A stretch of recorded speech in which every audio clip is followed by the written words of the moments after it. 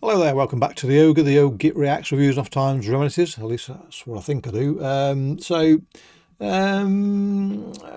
Here's a band that I've never heard of before, I don't think. I've certainly never listened to. There's a sample track for an upcoming album on the Bandcamp page, which I clicked on, and here we are. Let's do it. Now, what was I going to say? I've been listening to, of late, music which doesn't have the more death metal element to it, shall we say. It's I think it's about time to put that right. So where is it? If I can find the track, we'll listen to it. Here we go. Trodden Flesh. Why not?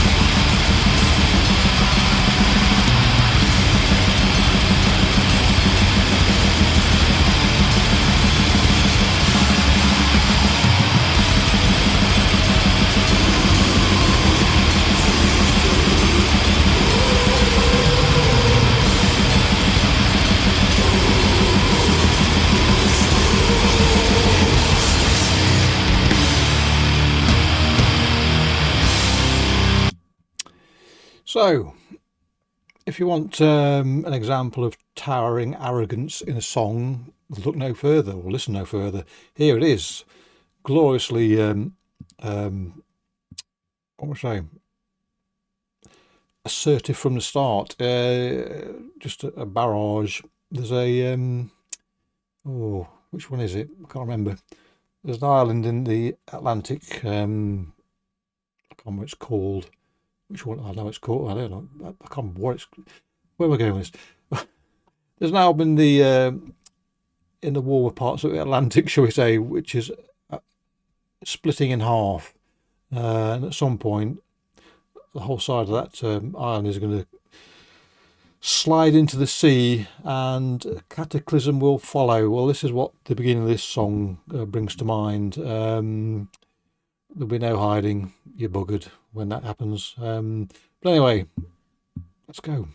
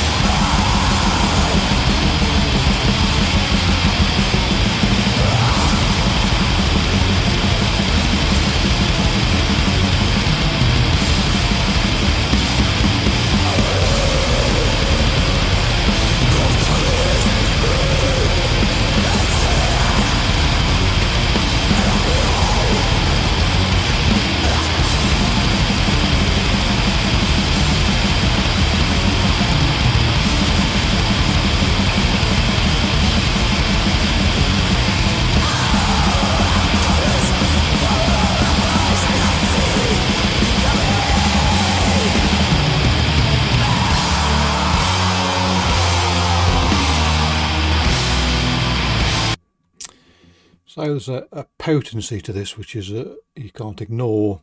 In fact, it's that potent, it's probably lethal. It's an onslaught, an absolute onslaught, and it, you know,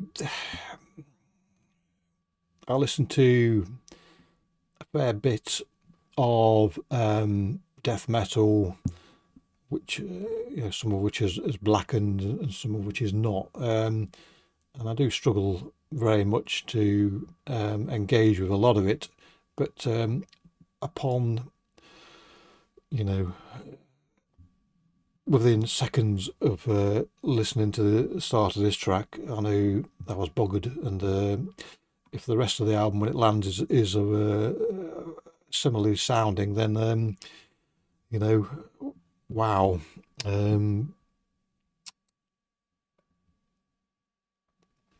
The word, okay, when you get to a certain age, words come into your head and then just bugger off before we can even lay hands on them. As is the case of the descriptor I was just about to use there. But so it's amazing to me. Probably not to you, but it's amazing how such potent music can be so engaging. It's how those synapses snap when they register it, and for me, I often mention nowadays happy places, and here's another one.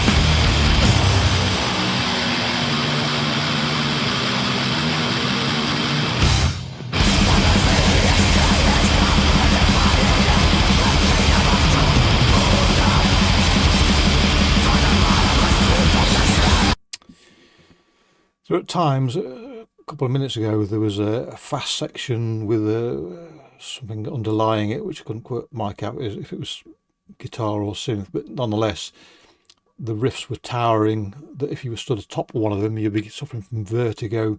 And I suppose it's too much to expect from a nearly 12-minute long death metal song for there not to be a slower section, but thankfully it was reasonably brief, and you got the benefit of it going into a bit of a groovy riff, a bit of something to get the toes tapping, and then it's sort of gone into now almost a hardcore sort of riff, but I suspect we're going to get our faces ripped off again fairly soon, which is always a good thing. I I think you'll find.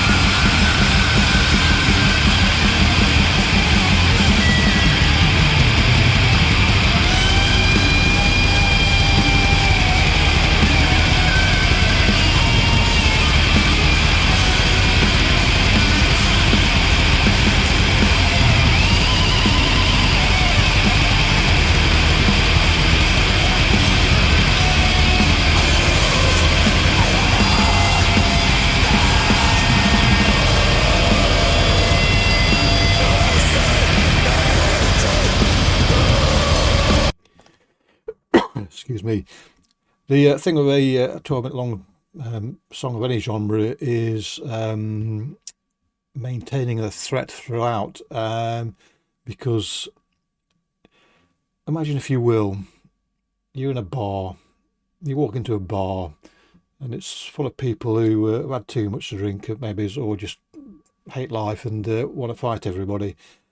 But you've got a bit of a presence to yourself, and so the treading wary, and you walk in, and one of these hotheads starts sort of offering you out for a bit of a fisticuffs in the car park, and you're not really into that sort of thing. You could handle yourself if you wanted to, but you're not somebody who fights like that. No. But you're wary of such a person, and they continue to threaten you, and you continue to decline, and the more they threaten you, the less threatened you are. So the point of making is, a song this long, there's a danger of that menace subsiding because you've heard it time and time again.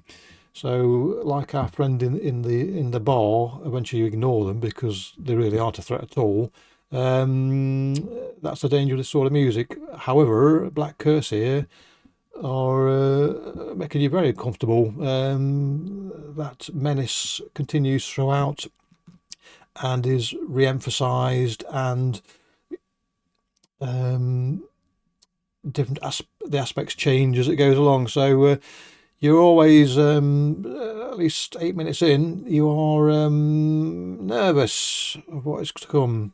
You certainly aren't turning your back on it, that's for sure.